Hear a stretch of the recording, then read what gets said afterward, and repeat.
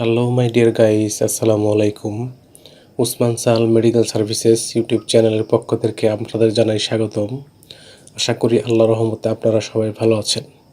বন্ধুগণ, আজকের ভিডিওতে আমি আপনাদের সাথে সাধারণ জ্বর, ইনফ্লুয়েঞ্জা, মাথা ব্যথা, দাঁতে ব্যথা, কানে ব্যথা, শরীর ব্যথা, স্নায়ু প্রদাহজনিত ব্যথা, ঋতুস্রাবজনিত ব্যথা, মুচকে যাওয়া ব্যথা, পিঠে ব্যথা, অস্ত্রোপচার পরবর্তী ব্যথা,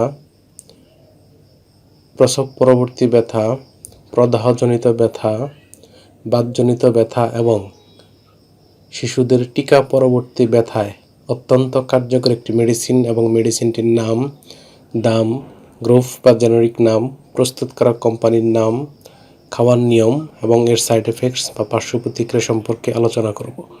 তবে ভিডিওটি শুরু করার আগে আপনাদের প্রতি রিকোয়েস্ট, আপনি যদি আমার চ্যানেলে নতুন হয়ে থাকেন তাহলে অবশ্যই চ্যানেলটি সাবস্ক্রাইব করে লাইক, কমেন্টস এবং শেয়ার করবেন। বন্ধুগণ, সাধারণ জ্বর, ইনফ্লুয়েঞ্জা, শরীর ব্যথা, কানে ব্যথা ইত্যাদি ব্যথাজনিত কারণে আমরা বিশেষজ্ঞ ডাক্তারের শরণাপন্ন হই এবং ডাক্তারগণ তাদের পরামর্শপত্রে বা প্রেসক্রিপশনে যে ওষুধটির কথা লিখে থাকেন তার নাম হলো রিসেট ট্যাবলেট, ওরাল সাসপেনশন বা সিরাপ এবং ড্রপস। এটির গ্রুপ বা জেনারিক নাম হলো প্যারাসিটামল। এটির উৎপাদনকারী প্রতিষ্ঠানের নাম হচ্ছে Incepta pharmaceuticals limited. Reset tablet যেটি 500 মিলিগ্রামের, সেটির প্রতি পিস ট্যাবলেটের দাম 1 টাকা 20 পয়সা। ওরাল সাসপেনশন বা সিরাপের দাম 35 টাকা এবং 50 টাকা এবং প্যাডিয়াট্রিক ড্রপস বা শিশুদের ড্রপের দাম 20 টাকা। এটি খাওয়ার নিয়ম হচ্ছে শিশুদের ক্ষেত্রে 6 থেকে 12 বছর বয়সীদের ক্ষেত্রে হাফ ট্যাবলেট দিনে 3 থেকে 4 বার, প্রাপ্তবয়স্ক অর্থাৎ 12 বছর বা তার ঊর্ধ্বে তাদের ক্ষেত্রে 1 থেকে 2টি করে ট্যাবলেট দিনে 3 থেকে 4 বার।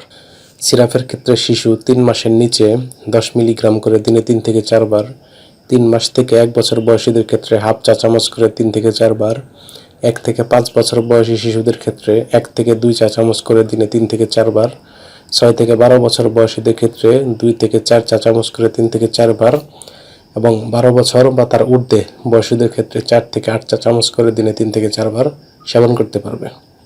অন্যদিকে ড্রপসের ক্ষেত্রে 3 মাস পর্যন্ত 0.5 মিলি করে 3 থেকে 4 বার, 4 থেকে 11 মাস পর্যন্ত 1 মিলি করে 4 বার এবং 1 থেকে 2 বছর বয়সীদের ক্ষেত্রে 1.5 মিলি করে দিনে 4 বার সেবন করতে পারবে।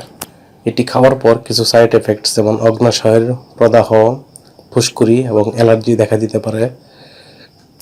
গর্ভাবস্থা এবং স্তন্যদানকালীন সময়ে এটি সেবনের পূর্বে অবশ্যই চিকিৎসকের পরামর্শ অনুযায়ী সেবন করতে হবে। এই ওষুধটি আলো ও তাপ থেকে দূরে এবং শিশুদের হাতের নাগালের বাইরে রাখতে হবে। ধন্যবাদ।